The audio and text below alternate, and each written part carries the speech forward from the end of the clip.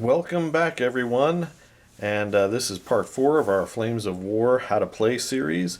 This episode we're going to be talking about the shooting phase, probably the most important single phase in the game, because that's how you blow up your enemy's stuff. And I think that that's probably one of the most rewarding parts of Flames of War, is the carnage you can cause. Alright, so we're going to start by talking about in the shooting step, the most important thing. You can't shoot at something you can't see. So line of sight, and how line of sight works in Flames of War. So we've got some Panzer IVs, we've got some Shermans on the table, and we've got some different types of terrain. So we're going to talk about how line of sight and concealment work first. So concealment means that your tank is hidden in some way. If your tank receives concealment, it's going to be harder to hit. And we'll talk about those modifiers when we actually talk about shooting. But you got to figure out first if you can see a target. So the way you see a target is from a tank team, you measure the from basically the gun mantlet, where the gun is, to your target. If there's no intervening terrain, like say from this guy to this guy, that Panzer IV has no concealment. That Sherman can see all of him. So there's no concealment at all. Okay. So that is the first thing to keep in mind. If a tank is behind a low terrain feature, well, those tanks are going to be counted as concealed to the firing tanks. Okay. Now there is something to keep in mind with concealment is not always necessarily a two-way street. Just because these guys are concealed to the Shermans does not mean that the Shermans are concealed to them. And I'll explain why. So we're going to move the wall over here.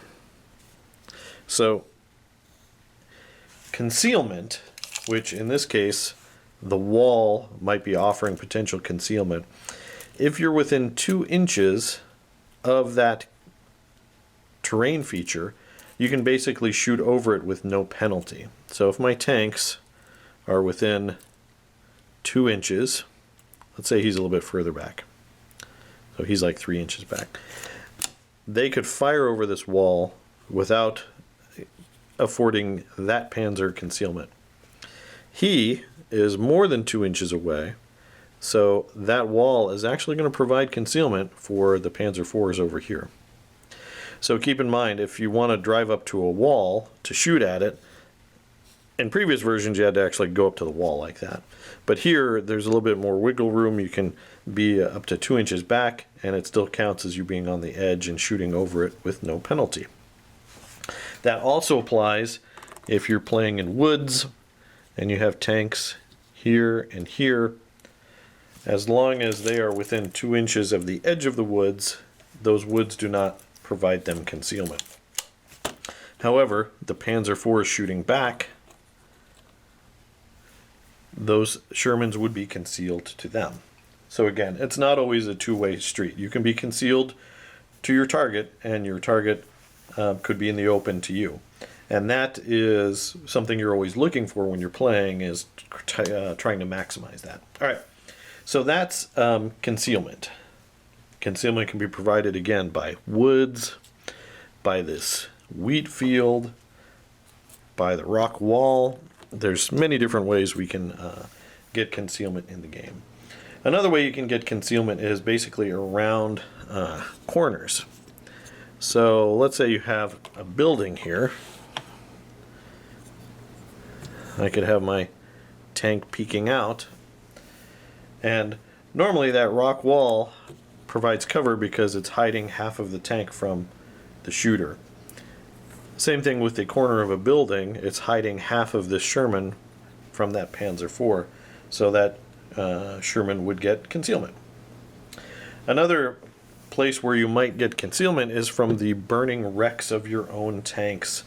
So if we have this tank exploded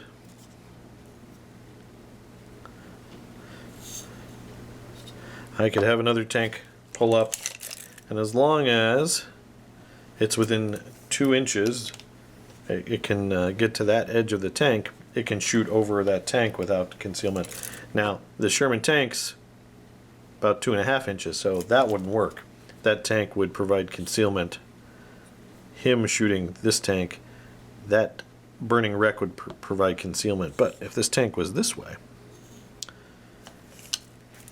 now, because that's less than 2 inches to get to this side, he can shoot over without concealment, and then any return fire, he's going to be concealed by that burning wreck.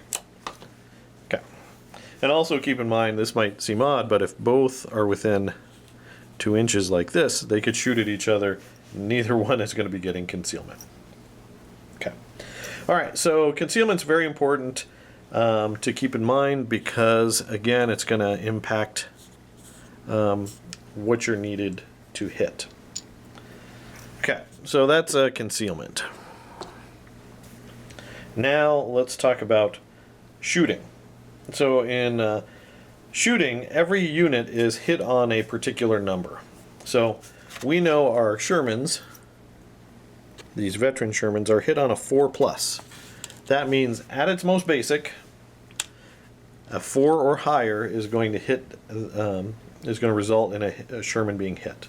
So if these Panzers are firing at those Shermans, they need a 4 or higher to hit them. Now, from there, you add in your modifiers. So, in this example, the Panzers are going to need a 4 to hit those Shermans.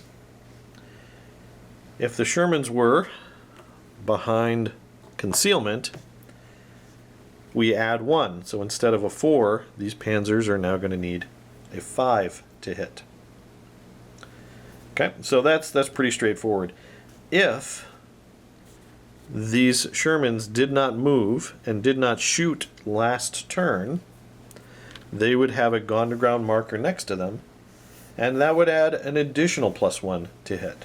So instead of a 4 or 5, you would need a 6 to hit those gone to ground concealed Shermans. Now, just as an aside, a tank, just like infantry, can be gone to ground, but to get that benefit, to get that modifier, they have to be concealed as well.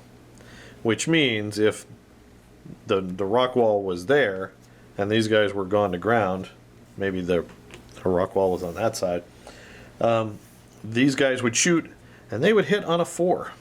All they would need is a 4 because they're not concealed. Therefore, gone to ground doesn't kick in. Okay.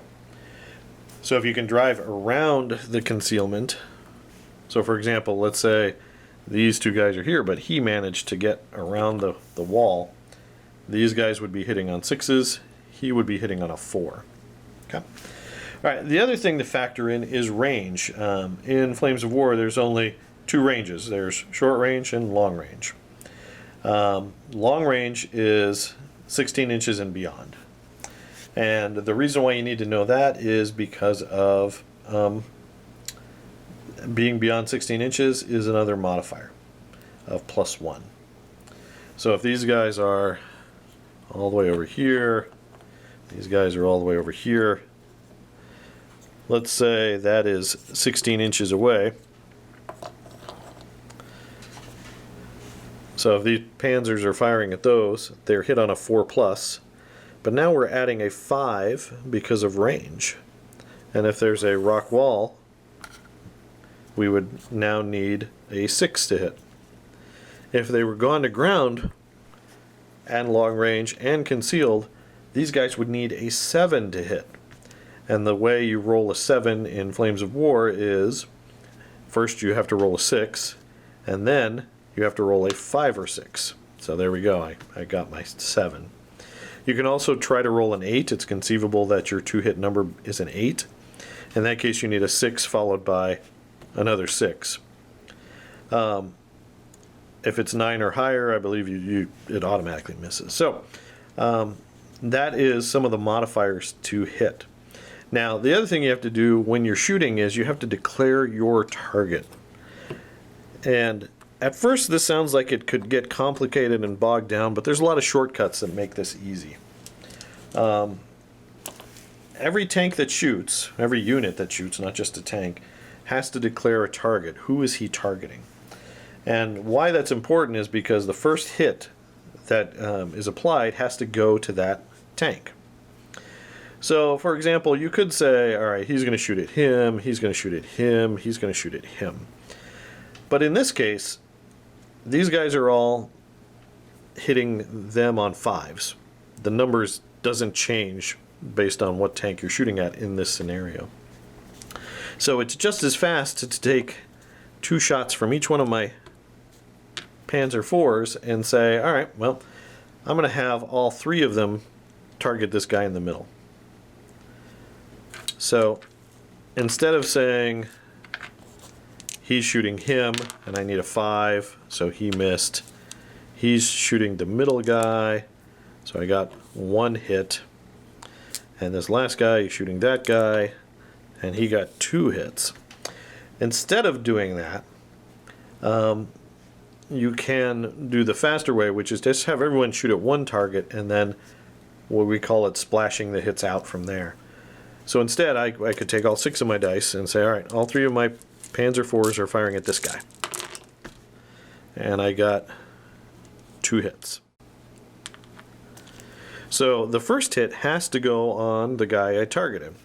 And then the second hit can go on either one of these guys. The German player gets to pick. So I'm going to say this guy. So keep that in mind. There's 2 ways to do it. You could say, all right, he's shooting him, he's shooting him, he's shooting him, and roll those dice separately. You'll notice in the first example, this guy was hit twice, he was hit once, and he didn't get any hits. Whereas if you do the second method, everyone targets him. If I would have gotten 3 hits, I could have just assigned 1 to each tank. So keep that in mind. The other thing when you have to roll separately is range. So let's say one of these tanks is at long range. One of these tanks is here, and one of these tanks is there. This guy shooting is going to need a 5 because those Shermans are hit on 4, and the rock wall gives concealment. This long range guy is going to need a 6 because of that rock wall and long range, so that's a total of +2. This guy managed to get around the rock wall, and he can see pretty much all of that tank. And you just have to see more than half to have an open shot. So he's going to need a 4 to hit. So in this case, you're going to roll your dice separately, right? So he's going to need 6s, so we're looking at 6s. And again, in this case, you're going to pick his target. He's going to shoot the guy in the middle. So he misses. He's going to need 5s. I'm going to target the guy in the middle. He got 1 hit. And he's going to shoot the guy in the middle as well. And he needed 4s, and he got a hit as well. So we have 2 hits on the guy in the middle, which means I can now splash him out. So I'm going to assign that hit there. All right. So as the as you kind of grow and experience playing Flames of War, this is going to become more and more intuitive. There's a lot of times where you might want to separate out those shots. Sometimes you have to separate out the shots because the modifiers are different. But usually you can all pick the same target and then splash out the hits. Okay. All right, the next thing is how do you save? So basically, if we have, sorry, I feel like I'm saying basically a lot. We had this guy hit and this guy hit. All right. When a tank is hit, you're going to make what's called a save. The way that this mechanic works is you take the anti-tank rating of the gun that hit you. So in this case, a Panzer IV has an anti-tank rating of 11. And you compare that to the front armor, or the armor, in this case it'll be front armor, plus 1d6. So in the case of a Sherman, I look at my Sherman card and I see it has front armor 6. So I'm going to take this die and I'm going to take my front armor 6 and add whatever I roll. So there we go. So I'm taking 6 and I'm adding 6. So my roll was 12. So in this case, his anti-tank value of 11 does not exceed what I rolled, which was a 12. So in this case, it bounces. Okay. So the next hit, we'll go ahead and roll this. Anti-tank 11, my armor is 6 plus 3. So in this case, that is a 9. So the Panzer's anti-tank is 11. I rolled a 9 for my armor roll. So my tank is what we call penetrated. That round has penetrated the tank. For a penetrating hit, the German player now has to roll a firepower test. So a firepower test you'll find on your card. For every weapon, you have a firepower roll. The Sherman has a 3+, conveniently, so does the Panzer. This shot bounced, so I'm going to take the die away, but this die is here to remind me I need to take a firepower test. So the German player will roll, and he got a 4, which is 1 dead Sherman. Now, there is also the possibility that you, instead of failing that armor roll or passing that armor roll, you equal the armor roll. So let's say this guy rolled a 5 and his armor is 6. So 5 plus 6 is 11. Their firepower is 11, or their anti-tank rating is 11. So that equals. So equaling it means that Sherman's not going to get destroyed, but there is a chance it's going to be bailed out. And the bailed out chance is the same firepower test. So it's a 3+. So the German player rolled a 5, and that means our tank is bailed out. So we would take a bailed out marker and we would place it on or near that tank. And then if you remember back in our episode where we talked about the starting step, that tank is going to be bailed out until the start of the American player's turn, where he can try to basically remove that bailed out token and be able to move and shoot with his tank. If you're bailed out, you can no longer move or shoot in your turn. You're just basically stuck where you are. The crew is either hiding at the bottom of their tank, or they jumped out of that tank to make thinking it might explode, and they haven't got back in. So bailed out represents a lot of different things, but mechanically it's the same thing. The tank can't move or shoot or do anything until that bailed out marker is removed in the starting step. So 3 outcomes. Your tank is destroyed, your tank is bailed out, or your tank is bounces that shot. Another thing to keep in mind is, in this example here where we rolled a 3 and that armor rating was 9, our German player rolled a 5 and exploded the tank. But let's say the German player rolled a 2 and failed his firepower test of 3+.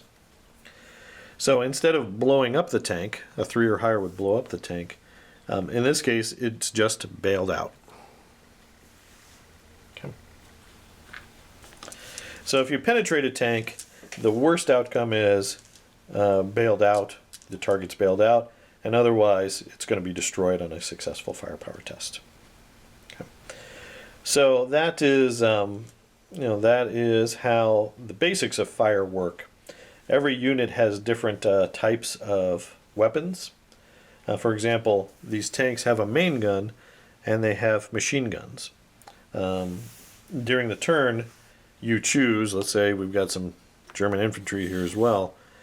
Each one of these Sherman tanks is going to decide, are they going to shoot the main gun at the Panzers, or are they going to shoot their machine guns at that infantry? I guess they could shoot the main gun at the infantry too, as well, but you're going to make a choice. Either your main gun is firing or your machine guns are firing. So interactions with tanks works one way, but let's talk about interactions with infantry now. So let's pull these Panzer IVs out. Let's put our German platoon back in. So let's say we want to shoot this German platoon with our Shermans here. So basically what we can do is look at our machine guns and see how many we have. So if my tanks didn't move, I'm going to get 3 shots with my 50 cal machine gun and 2 shots with my normal machine guns. Now, if the infantry is out in the open, they're not dug in or anything like that, you can actually roll these, all together. But for the sake of learning how to play, we're going to roll them individually. So we just have this one Sherman right now, and he's going to fire at this infantry platoon. So these Germans are hit on a 4. We have 3 shots with our 50 cal, 2 shots with our regular machine guns. The easiest way to do this is say he's targeting him. So I'm looking for 4s. These are my 50 cals. I got 1. And then my other machine gun, I got 1 hit as well. So basically, there are 2 hits that are assigned to this team, but you can't put 2 hits on one guy. You're going to have to splash him out. So he has to take 1, and then the American player can decide, all right, I want to hit this guy also. Okay. Now, instead of the anti-tank rating and the armor rating that you compare like vehicles shooting at each other, with infantry, it's simpler. Infantry like this has a 3-up save, and their data card or source book will tell you what their save is. But almost all infantry has a 3-up save. So, does he survive? He got a 5, so he's fine, and this guy got a 3, so he's fine. If he had rolled a 2, if the German player had rolled a 2, he would have failed the firepower, and he would be removed from the game. Okay. So that's shooting. Now, there are some concealment issues that come in, or not issues, but concealment consideration you have, as well as the fact that you might have these guys dug in and gone to ground. So let's say this is a tough infantry position you are approaching. Okay, so these Germans are in foxholes, and they're gone to ground. They haven't shot yet. Okay, so this tank now needs. Normally these guys are hit on 4s. 5s because they're in foxholes, which gives them concealment. And 6s because they're gone to ground. They haven't moved or shot. They're just hunkered down in their foxholes. So again, I'm going to need 6s. Here are my 3 50 cal shots again. And we failed. And here are my 2 other shots, and we got 1 normal machine gun hit, which for the Americans represents a 30 cal machine gun. So then the German player makes his save as normal. He failed. But instead of just removing that team, because he's in foxholes, he gets something called a status called bulletproof cover. And bulletproof cover means before you can remove an infantry or gun team because they failed their save, the shooter needs to make a firepower test. So unfortunately, my normal machine gun was the one that got a hit, so my firepower is a 6. So to kill that infantry, I need a 6. And I got a 4, so even though he failed, he's still alive. Okay. As you can imagine, dug-in infantry can be very hard to move with shooting. Oftentimes you're going to need 5s or 6s or even 7s if it's at long range. So keep that in mind. Infantry running in the open, if they'd moved here on the German turn, they're hit on 4s, and they're much easier to hurt than if they're dug in and gone to ground. Another thing to consider is when a unit is hit 5 or more times, it is counted as pinned down. And pinned down is an important status because in the starting step you'll roll to see if they unpin, but if they remain pinned when they shoot and they're pinned, they suffer their moving rate of fire. Even if they don't move, they have to shoot at their moving rate of fire. Armored vehicles cannot be pinned down, but infantry and things like artillery and anti-tank guns can be. Also keep in mind when an infantry unit like this is pinned down in the German player's turn, even if they fail to unpin, which is basically a motivation test, they can still shoot. They're just, again, shooting at their moving rate of fire. And theoretically, they can still move. They just cannot move towards enemy teams they can see. So they could fall back. So if they, if they failed to unpin, I could move them back behind this rock wall for safety because I'm moving away from visible enemy teams. So just something to keep in mind. They're not totally useless. I could also try to dig in right here. The downside is if I fail to dig in, these Germans, then the Americans are going to have an easier time shooting them next turn. So something to consider. So that's how the pin down mechanic works in the shooting phase. Alright guys, so there you go. That is the basics of the shooting phase for Flames of War. Now there are some stuff we left out that we may do additional videos for. Things like air power, anti-aircraft fire, artillery fire. All of those are more kind of advanced rules that you're not necessarily going to encounter in the starter set at all. If you're using like the Hit the Beach starter set or something along those lines. We'll probably do a separate video down the road with those more advanced rules. But at its basis, you see that shooting in Flames of War is pretty straightforward. And the nice thing is it's very intuitive. It adds, between the maneuver and your firing, it adds a lot of tactical depth. You have a lot of choices when you're playing and when you're playing the game. So, all right, next up, the next part, we're going to be doing the assault phase. So, good old close combat. Our tanks are going to be running over our infantry or vice versa. So we'll see how that works, and that can really be an important game-winning part of anyone's Flames of War strategy. So you guys have that to look forward to. All right, guys. Well, let me know what you think down in the comments below if you like this. Also, please, we would love a like and subscribe. Click that bell to receive notification when we publish new content, including the next part in this How to Play.